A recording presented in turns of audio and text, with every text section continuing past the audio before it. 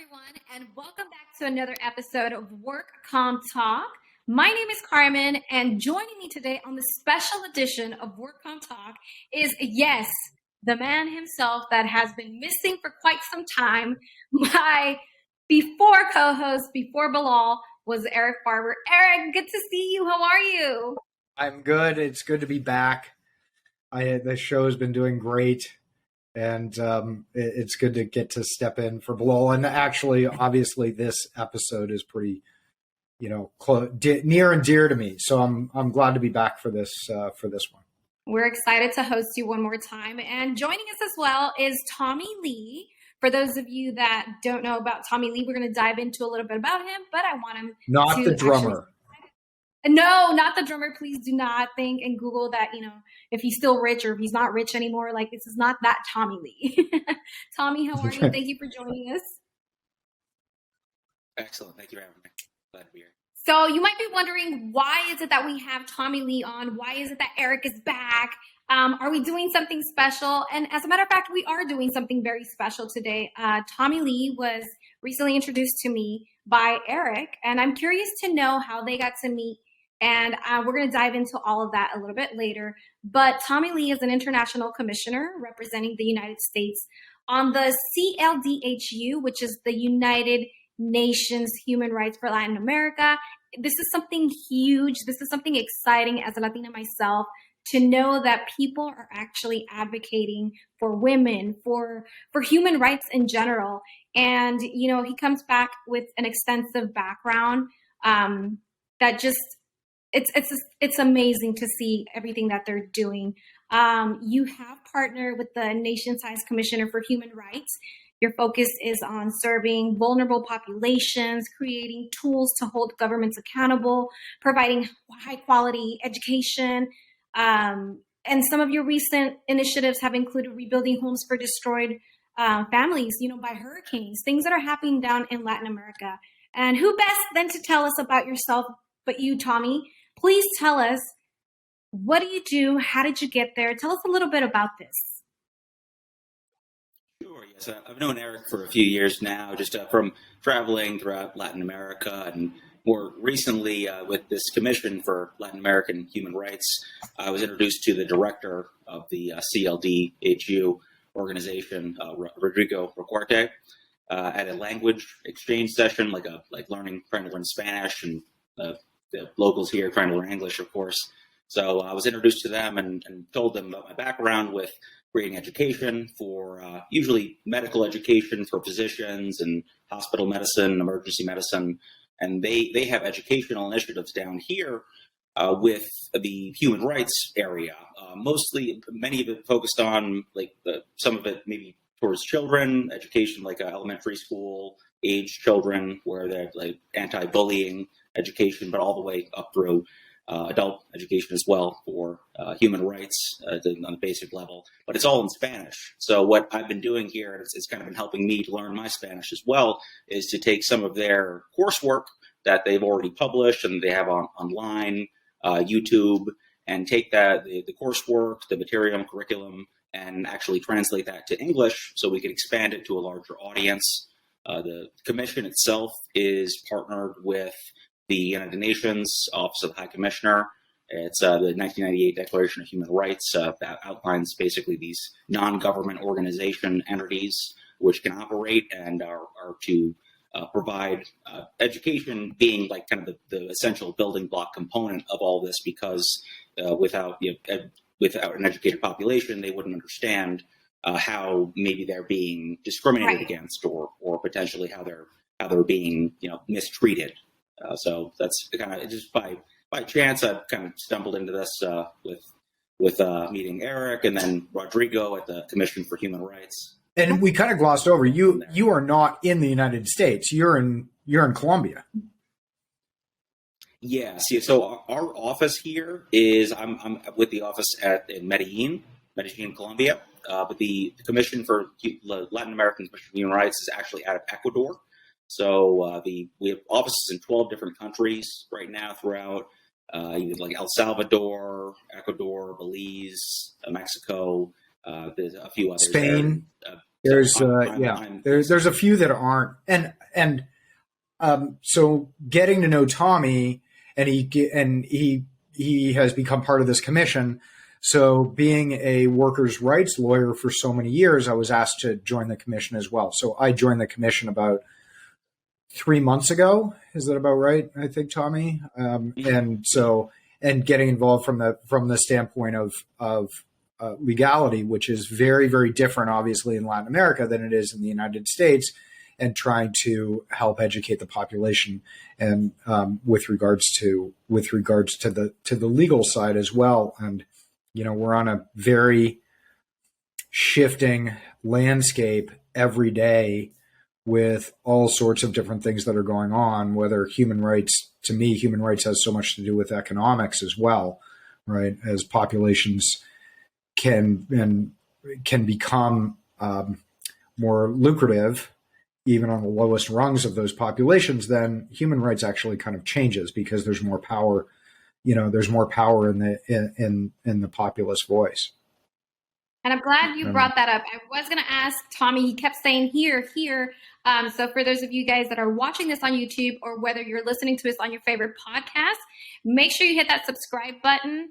And yes, so Tommy, you're joining us from Medellín, Colombia. And Eric, for those of you that are new to the platform, new to the podcast, Eric used to be our former host. He used to host with me the podcast prior to Bilal. And Eric, I'm not surprised to see you involved in something of this capacity. You've always been a person who has advocated for injured workers, injured athletes, your will of helping others, helping and building communities obviously speaks from your background. You created Pacific Workers, Lawyers for Injured Workers. Then you dived into creating a new platform, which was now Creators Legal. It's a platform to help, people who do creative artwork. It could be influencers, musicians, to just make sure that they're taking care of their work. And then you meet Tommy and you join forces.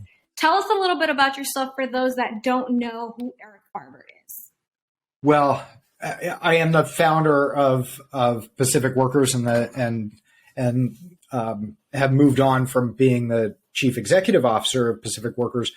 But this really goes back a long way because I grew up in Canada, but we moved to the United States, to Arizona when I was young, and I got involved in politics as sort of unwillingly involved because our neighbor was running for like school board or something. So at the age of like 12, I was passing out flyers, but it was always something sort of near and dear and led to me becoming a lawyer, my involvement in things from an early age. But I was involved at the age of 18 with a congressional campaign that one of my good friends, his father, was running, and he was very much a child of the 60s, my friend's father. So a lot of those things that was a very early influence, a guy named Phil Davis.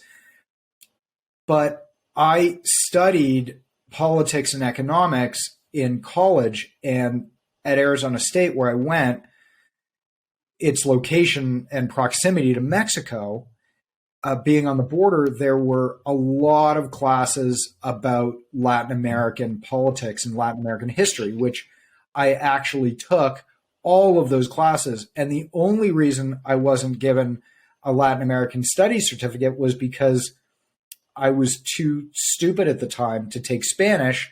I was still taking French because of my Canadian background. Right. And it's only been in the last 5 years that I've started to study Spanish, and yo habla español ahora. Right? So yeah, I'm getting better. People tell me my Spanish is good, but I laugh at them because I can, barely understand. So, but studying, and we had an amazing program when I was at Arizona State with a guy named Marvin Alsky, there was actually an ambassador to Latin America back in the early 70s under Nixon, and I think under Johnson as well. He was actually on that, and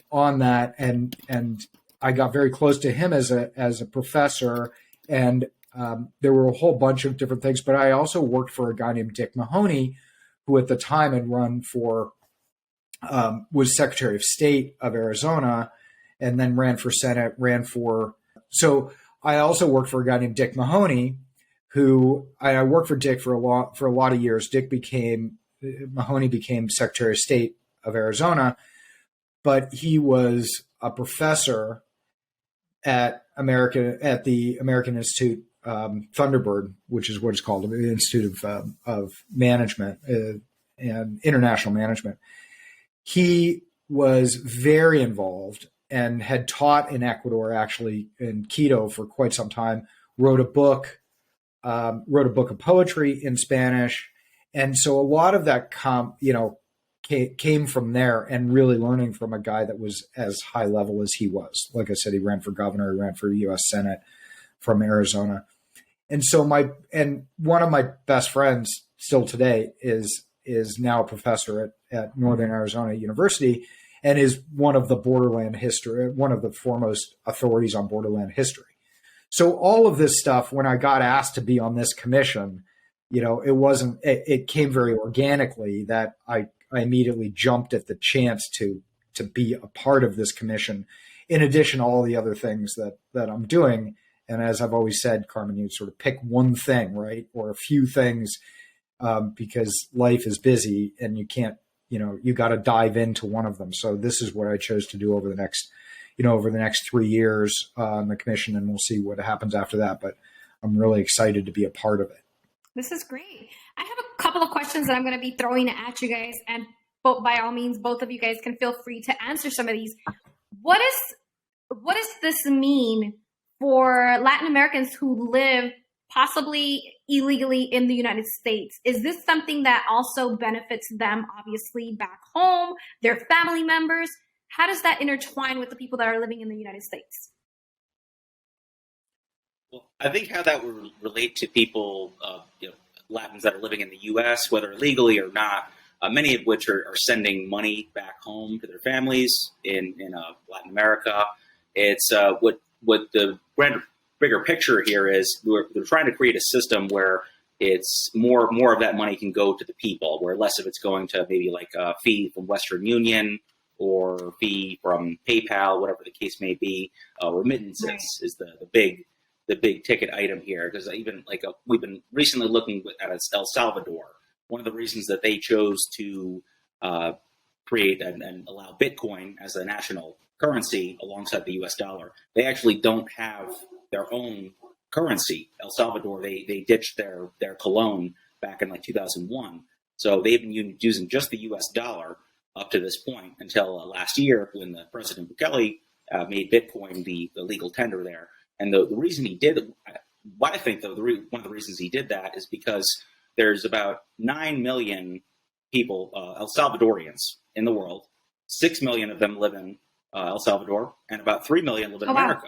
So there's like 50% of the national population is in America, sending money home. They send about maybe $5 or $6 billion home every year. So maybe 1 billion of that, maybe 20%, is going to fees, maybe to PayPal, Western Union, or these other global banking institutions.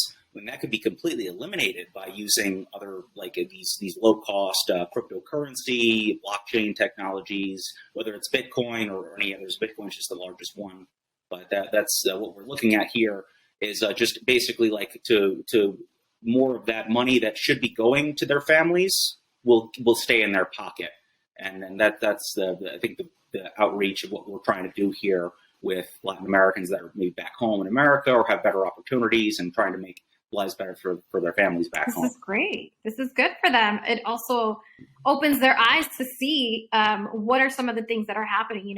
Have you not thrown those numbers? People just send money and don't think about it. Out of sight, out of mind. I just send the money. But it's like you have a committee now that actually does see these little things and can try to put some type of regulations or try to make the best for it. This is awesome. How did you guys actually meet? I'm curious to know, because I know, Eric, you travel. You're in Colombia. What? How? Well, we actually met in Costa Rica, and several years ago when I was writing my book, and Tommy was living down there for a good amount of time, and we met down there. and got to know each other, got to be friends. And I was going back and forth, kind of for a few weeks or a month at a time to sort of sequester myself away from everything that was going on, so I could write the book. Yeah, and so and basically that's how we met and became friends. And he had made the choice to stay down there. I'm very jealous because I love the Latin American countries, and I've been to Costa Rica a lot, and I got to go down and I visited Tommy down in Colombia as well. And it's really, it's great. When Tommy brought up, and we just started sort of talking about this, and he actually has an NFT that he created based on the president of El Salvador. I think that this is an amazing thing, because how does it benefit these things that we're doing, like that, just that idea, and starting to have that conversation about the amount of money? That's just one country. Yeah. That doesn't, that's not Mexico and Honduras and Costa Rica and these other places that have huge populations of, like New Jersey and Philadelphia have massive populations of Colombians, because people sort of move where their friends are. So the population sort of build up, right? But it's very interesting in the history of how, the history of what has happened and how the undocumented population has grown and grown and grown in the United States has so much to do with history. Prior to, especially living in Arizona, people could cross the border, and migrant workers is what they called, right? And they could cross the border for a certain amount of time to work, whether it was in the fields or whether it was whatever it was, and then they'd go back. Yeah. Right. And they'd bring the money back with them. And during the 60s and 70s, those laws changed where they took away that the migrant seasonal worker from being able to cross back and forth. And so what that actually happened was they still needed the money and they still needed to cross. And so they just decided, okay, well, we're going to come across and we're not going to go back. We'll just send money back. And so, but this issue is billions of dollars issue. And to be able to use Web3 and new technology to help solve these things, right? Like, it's the same thing I've always said, and you've heard me say it around the office, technology will change our lives for the better if we let it, right? Whether that's, turning sunshine into fresh water in places that don't have it. And yes, that actually exists. And, right. Or something as simple as, the uses of these things. Like, one of the things that Tommy and I are talking about is how strong is the community around this organization to be able to do NFTs to be able to raise money, because this organization doesn't run on its own. It doesn't get a UN. It doesn't get money from the UN. It's a designated NGO in the United States. So people can donate. We will put up some donation links, even $5 matters. But how do we make sure that this thing survives? There are actually, I think, a few hundred commissioners around the world in the different areas that they are. I'm out of the Colombia office, but there's Spain, there's Ecuador, there's Honduras. Costa Rica does not actually have one, although we're looking into trying to get one started.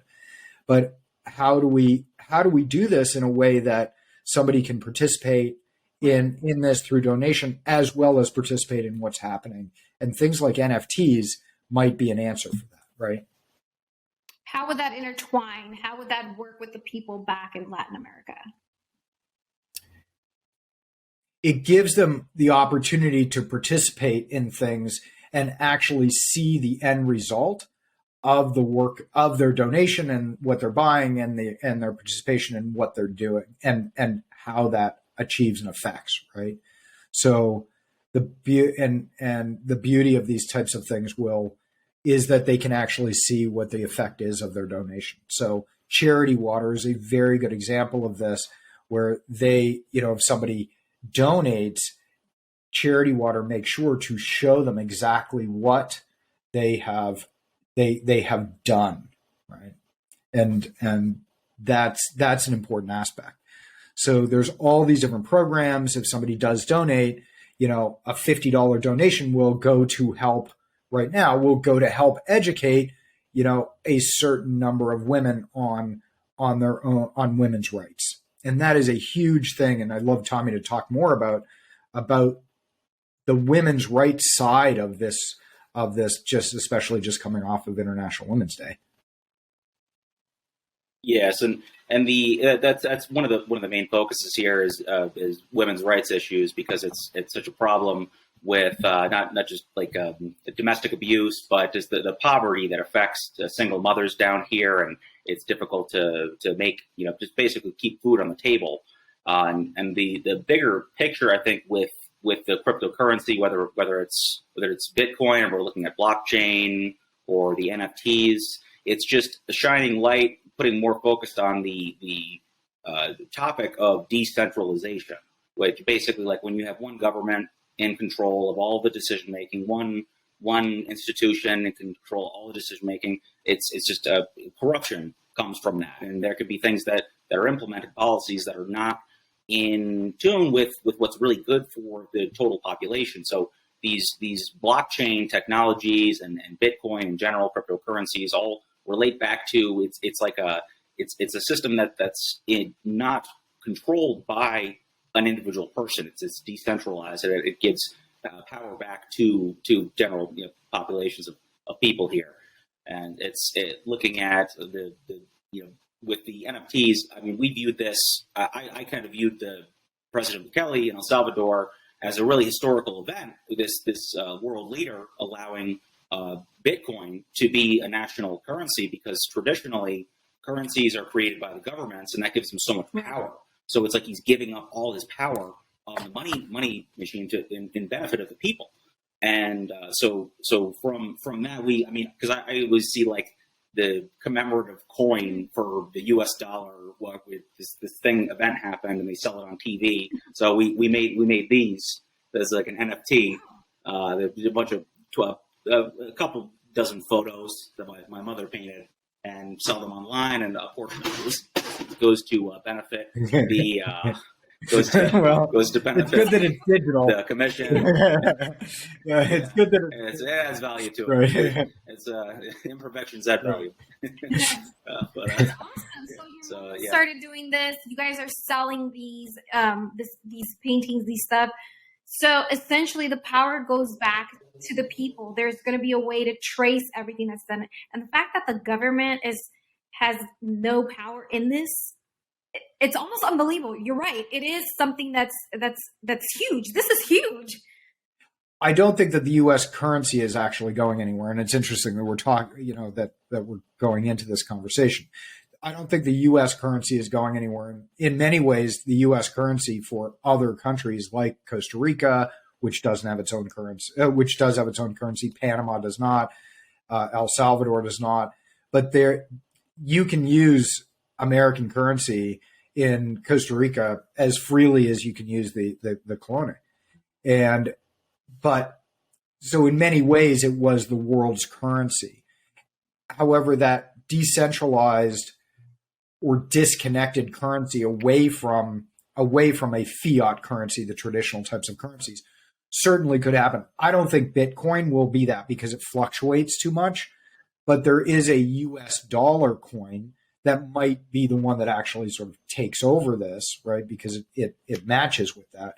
And it's very, some of these things are very interesting, and they're very in-depth, and they're very nuanced, and they take a lot to figure out and a lot to learn. It wasn't until Tommy actually explained to me the amount of fees that I realized why Bukele had actually started to move over to this, right? Because that 20% is unreal, right? It's so much money. But I think they really have nothing to lose, because like the U.S. dollar, the U.S. is never going to give up the dollar, of course. Like that's going to be here forever. That's the staple of the world, really, the reserve currency. But when it comes to El Salvador or even Ecuador, they don't have a national currency, so they have nothing to lose by allowing Bitcoin to be allowed. And it's actually at their peril to have their own currency, because if you look at Venezuela and even Colombia here, with the hyperinflation and the devaluation of their currency, it hurts everyone so much, like so deeply, that they're viewing this as maybe a way to exit that system where even the potential of the currency to be completely so devalued that you have to cart in a wheelbarrow full of bills to get some bread or milk or something like that. It's just they really have nothing to lose because they don't actually have El Salvador didn't have a currency. They gave up their colon 20 years ago. So it's just an experiment, just in the same way that the U.S. dollar is an experiment in the past 50 years where they took it off the gold standard and it's not actually attached to anything of tangible value right now other than our supremeness in the world stage. Well, as I say, it is still backed by a very large military. It's the full faith and credit clause, right? I mean, yeah. Is that there's still a lot of value to it, where Venezuela has been very, very different, and it is horrible what is going on in Venezuela. And I'm hoping that other Latin American countries actually don't fall to the same political structure that led to what is going on in Venezuela. And I think that because of the poverty and because of the great disparity in wealth between the rich and poor, obviously, the disparity in wealth in these countries, they could fall prey to that, which, if you look at Venezuela, that is not the way to go, clearly. And, we, unfortunately, in this political climate, this is a world thing. The division in political climate is not just here. It is spread all over, and it's spread through the Southeast Asia, and it is spread all over, and hopefully it doesn't continue. But Colombia, in just 3 days from now, has an election, and one of those people who's running is planning on trying to be, Venezuela, and that's kind of scary, right? And we could continue to see some of these things that are actually happening. The currency that we've ended up in this interesting conversation because Tommy and I actually have this conversation quite often. I have been slow on the uptake on the cryptocurrencies, but I'm starting to see more value in them, especially when it comes to stabilizing a lot of the Latin countries, and not just Latin countries, but African countries and countries in Southeast Asia, et cetera. There will be regulation that comes in on this, which I actually think will stabilize it more. Could be the thing. Now, I also noticed some of your new things that you guys are working on, your initiatives, Tommy, that you've been working on, including the rebuilding of the homes that were lost for, hurricanes. And how is that also part of what you guys are doing as well?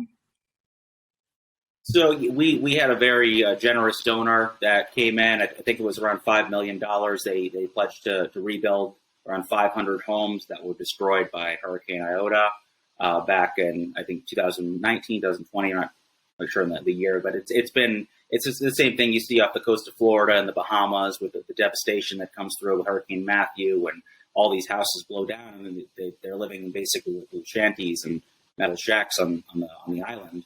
And it's no protection for the future. So they really need something more stable, something that's built that's going to last through a powerful storm to help them in the future. So that's one item.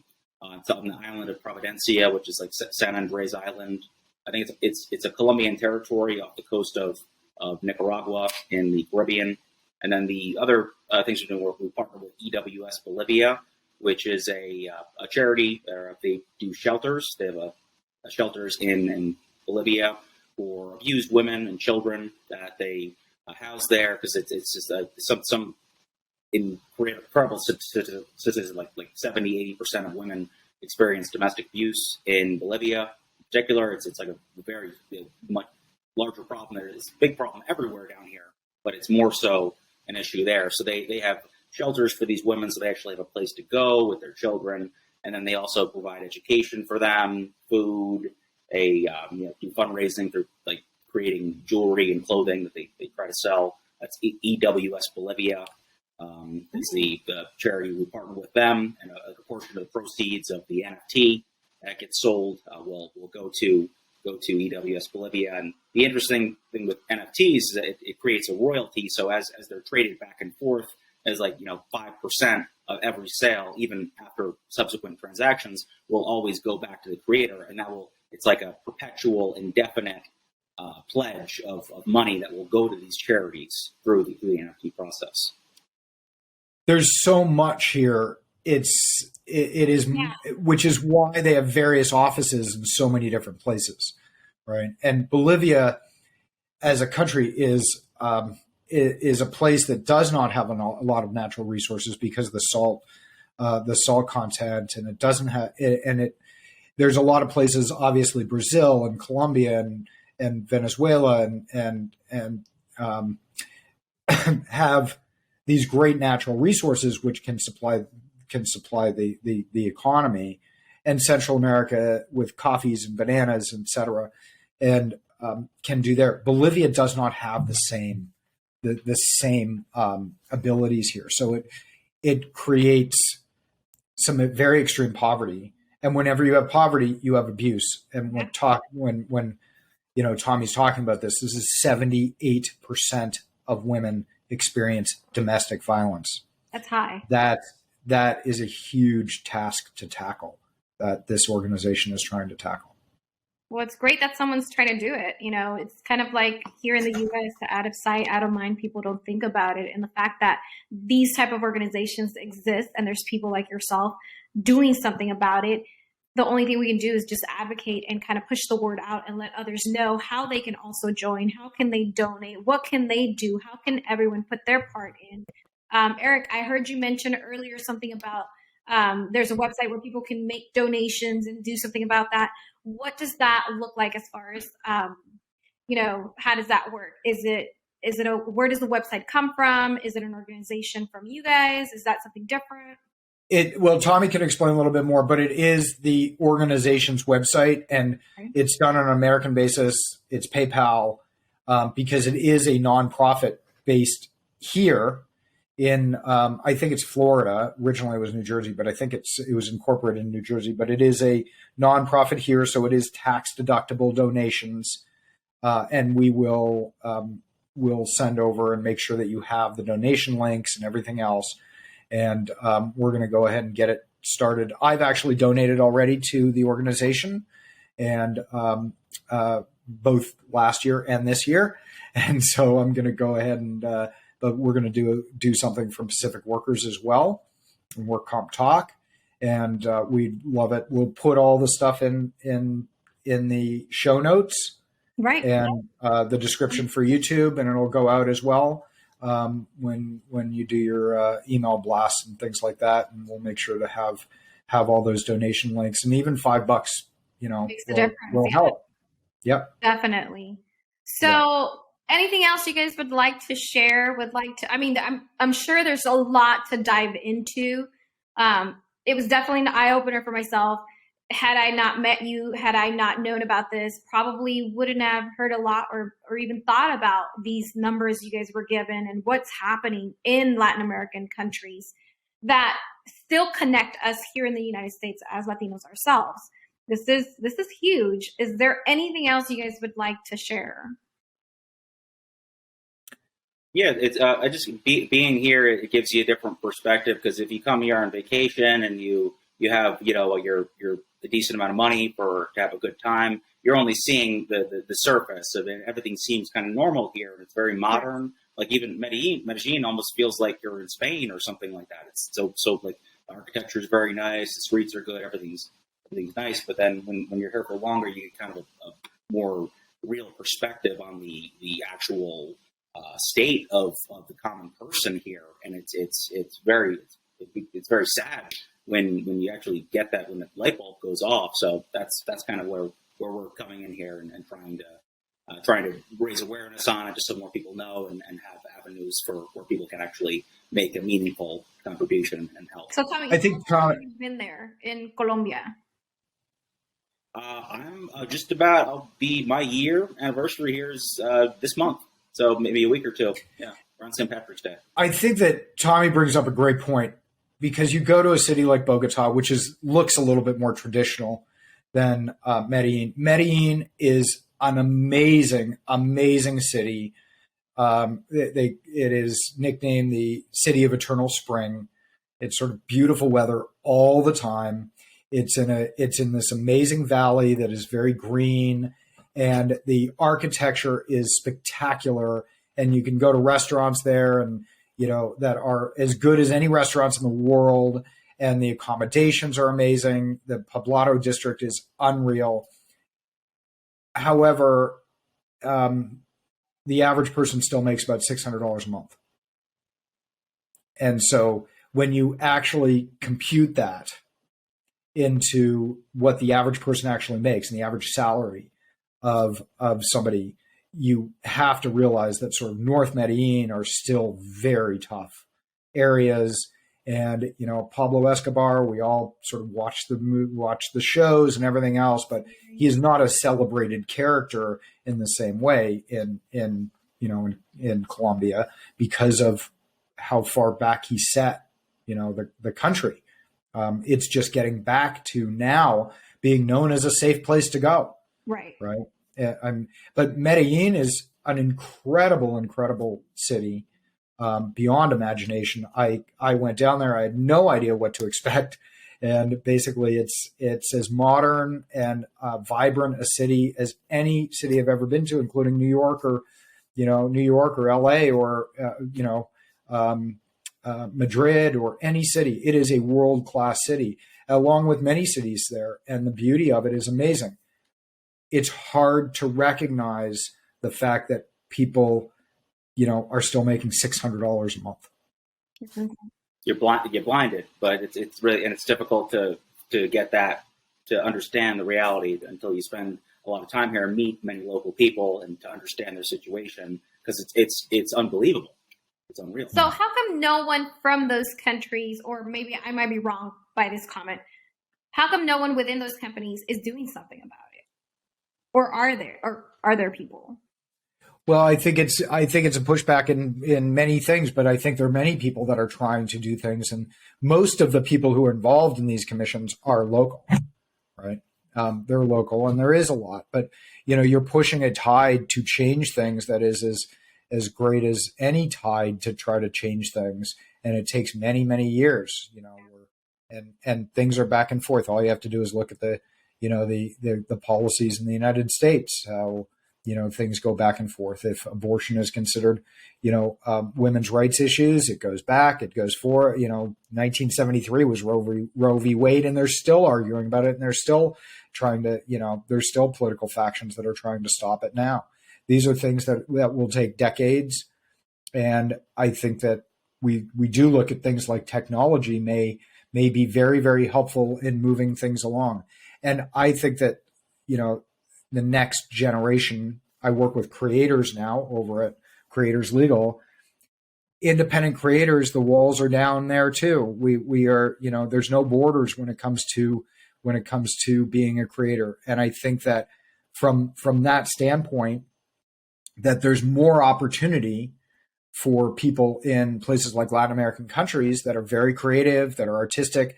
They can create a podcast and stick it up and get famous in the US and throughout the world, or be a TikTok creator, or, an Instagram influencer. There are thousands. I mean, it was interesting because when I was in Colombia, right across from the hotel that I stayed at, there was a billboard that was advertising an influencer advertising himself. That's awesome. This is a way to level the playing field across, throughout the world. So there are things that are coming up now that is very, very different. If you were 25 years ago, 50 years ago, 100 years ago, if you were a little kid growing up in Colombia, your options were limited. Right. And it's not quite so limited anymore. Now there's the breakdown of the walls, the normal walls of borders. There are no borders in the internet. No. And I think that a lot of those things will be very, very helpful to these economies. Yeah, it's the beauty of the internet, which a lot of people can agree possibly that the internet has a lot of ugly sides, there is so many great things to the internet, which kind of allows to borders to be brought down and communication to just come across the globe. I mean, we're seeing it on a daily basis, you know, with everything that's happening in Russia and Ukraine right now. This probably wouldn't be so out there if the internet wasn't what it is continuing to do nowadays. Yep. So this is awesome. I'm super excited that we even have to talk. Yeah, absolutely. So, Tommy, can you give people the website again? So, what the website address is, they can jump on and take a look if they want, and then we'll post everything in show notes. Sure. Yeah. The organization website is just the acronym CLDHU.org. The Comisión Latinoamericana de Derechos Humanos, CLDHU.org.